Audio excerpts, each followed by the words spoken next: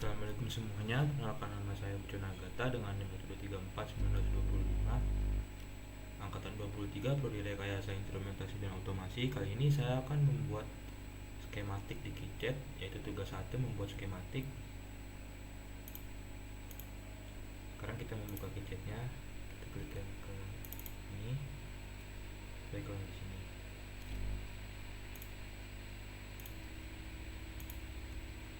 Baik, setelah dibuka, kita zoom dulu agar bisa dijelaskan. Baik, ini adalah tampilan skematik saya pada KiCad, sebuah software open source untuk desain PCB. Rangkaian ini dirancang untuk sistem berbasis microcontroller ESP32S2, dilengkapi dengan satu daya USB dan aktuator, dan beberapa mounting komponen. Baiklah, sekarang kita masuk ke blok yang ini, ESP32S2 di sini. ESP32S2 adalah microcontroller dengan konektivitas Wi-Fi. Peran utama ESP32S2 di sini adalah sebagai otak sistem. Komponen di sekitar ESP32 antara itu ada kapasitor decoupling untuk menjaga kestabilan tegangan. Itu terus ada kristal oscillator untuk clock utama microcontroller. Lalu rangkaian reset dan boot untuk push button dan resistor pull up pull down. ESP32 terhubung ke blok lain, yaitu power dan aktuator. Ketiga, kita masuk ke blok yang ini, power and USB.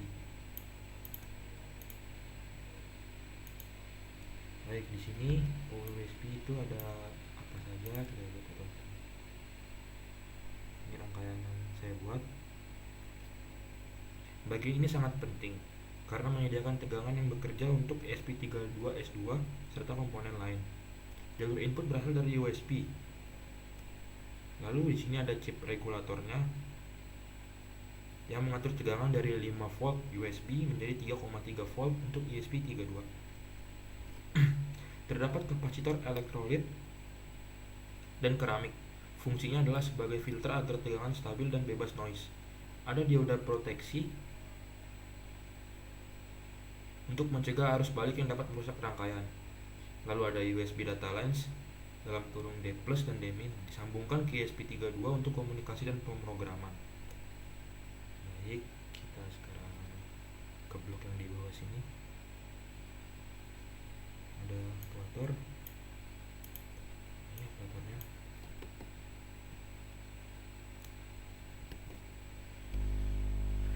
Lalu di aktuator ini ada apa saja, kita lihat ya.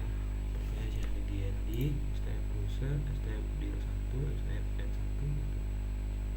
Tegangan 3,3 volt, DND 3,3 volt, STF pusher 2, STF dir 2, STF N2 5,5 volt. Lalu di sini ada kapasitornya, ada konektor pin, DND lagi, konektor aktuatornya.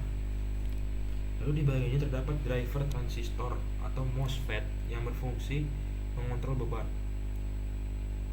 ESP32 tidak mampu langsung mengendalikan arus besar, sehingga sinyal dari ESP32 diperkuat oleh transistor atau MOSFET.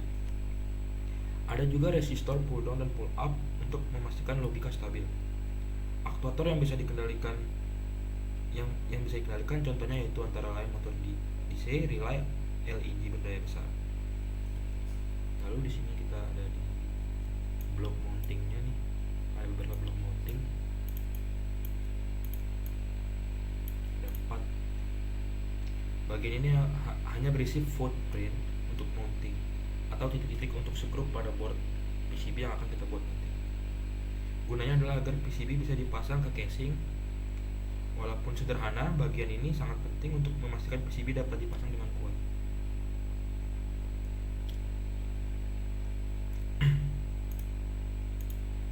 Baik, sekarang kita kesini, kita ada ESP32S2. Jadi ESP yang kita pakai itu ESP32S2, ini adalah rangkaiannya. Konektornya itu untuk bootnya, di sini ada bootnya juga. Ini untuk konektornya.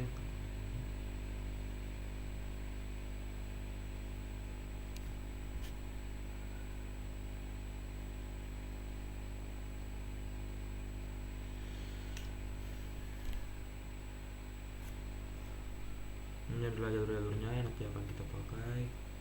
Karena ini belum lengkap ya, karena saya hanya memakai sini, jadi belum ada music connecting. Lalu lanjut ke sini teman-teman. SP32 Brezur limb switch itu sangat penting. SP32 S2 ini adalah otak dari sistem semua yang akan kita buat nanti. Ini adalah awalnya.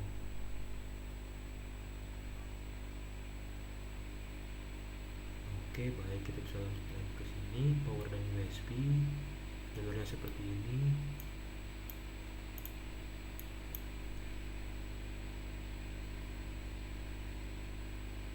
Bagian yang sangat penting karena ini adalah menyediakan tegangan kerja untuk USB dan lain-lainnya.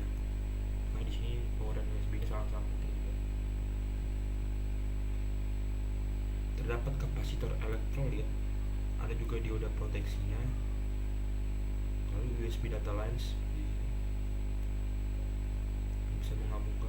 yang bisa mengubah tegangan dari suatu daya menjadi tegangan yang pas untuk dimasukkan ke PCB nanti.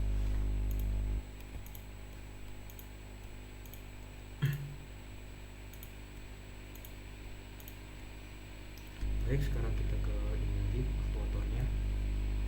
Terus kita pakai dengan seperti ini nih.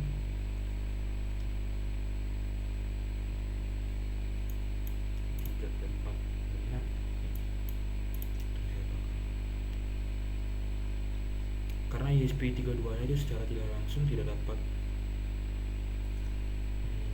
mengendalikan arus besar,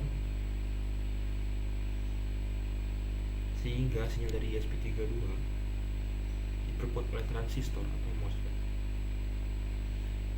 Ada juga resistor pull up dan pull down.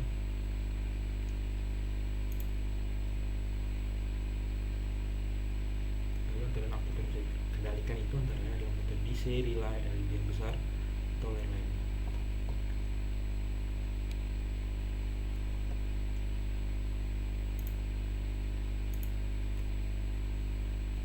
Di bagian sini ada ini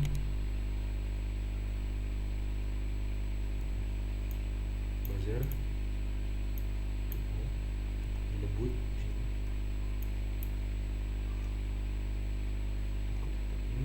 Di power P3C 3400C, power dan USB-nya ada LM2596S, pakai juga nanti. USB B yang banyak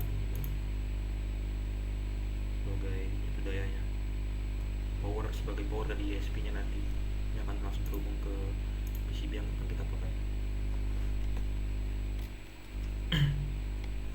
Ini adalah mounting hole nya nih, nanti yang akan dicetak di boardnya,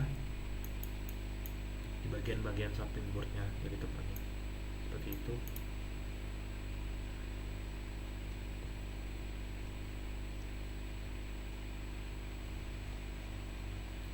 ESP, mengukur ESP kalau apabila tidak berjalan dengan benar. Di 16, 18, ESP ini, plus. Lalu kesimpulan yang dapat saya simpulkan dari penjelasan kali ini adalah rangkaian terdiri dari beberapa blok utama. ESP32 sebagai ESP32S2 sebagai pusat kendali, power dan USB sebagai catu dayanya, aktuator untuk menggerakkan beban dan mounting untuk keperluan mekaniknya. Sistem ini bisa digunakan untuk berbagai aplikasi seperti IoT device, sistem kontrol, dan otomasi sederhana. Penekanannya itu pentingnya desain modular pada PCB agar mulai dipahami dan kembangkan. Ya, lanjut kita ke sini. Jadi yang terpenting itu yang paling pertama yang harus kita buat di skematik kali ini adalah ini ESP32 nya. Karena ini akan mengkonekkan semuanya ke bagian-bagian lain. Itu kalian bisa menambahkan aktuator dan sensor yang ingin kalian pakai ke dalam skematik yang ingin kalian buat. Karena saya baru selesai segini. Baik, sekian penjelasan dari saya. Apabila ada kata yang kurang mengenakan atau tidak enak didengar, mohon maaf. Terima kasih karena sudah menyimak sampai akhir.